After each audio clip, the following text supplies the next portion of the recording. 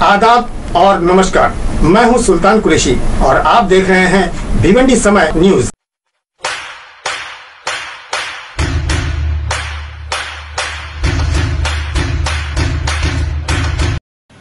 उसमें 144 आपको तो पता है कि 5 और 5 से ज़्यादा लोग अगर दिखेंगे एक साथ तो उनके ऊपर कार्रवाई की जाएगी।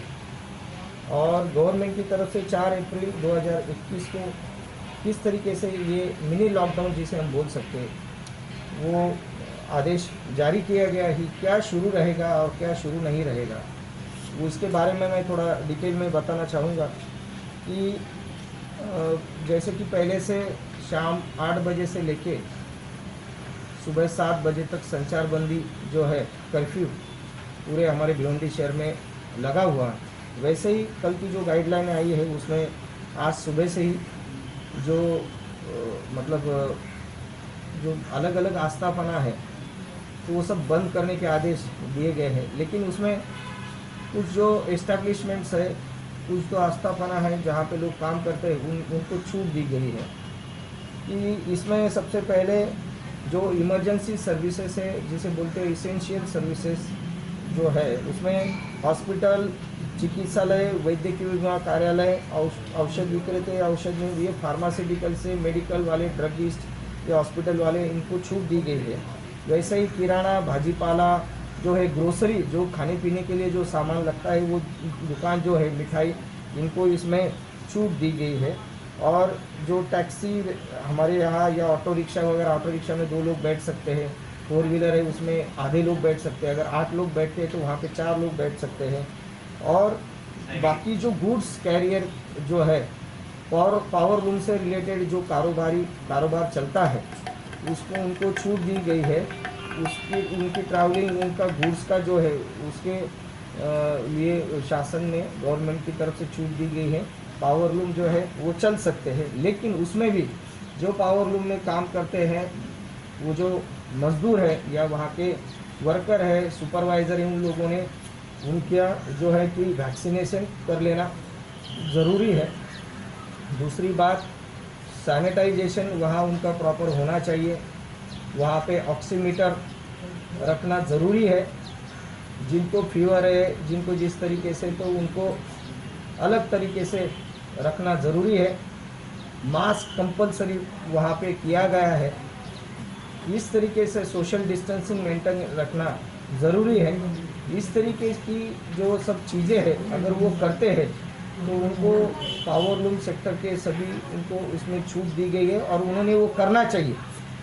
और दूसरी बात इसमें कि जो बाहर हम बच्चे खेलने जाते हैं मैदान में, जो है जो अलग अलग जिम्स है, उसके बाद है कि स्विमिंग पूल है, मनोरंजन की जो अलग अलग जगह है वहाँ पे बैन किया गया है, वहाँ वो बंद रहेगी। और ये काल में जो है तो स्ट्रिक्टली 100% वो बंद होना चाहिए, उसको अलाउड नहीं किया गया है। लेकिन जो खासगी, जो कोऑपरेटिव, खासगी बैंक, शेयर मार्केट, विद्युत वितरण कंपनी, दूरध्वनि सेवा, इस बैंकिंग सेवा देने वाले जो है ये चालू रहेंगे।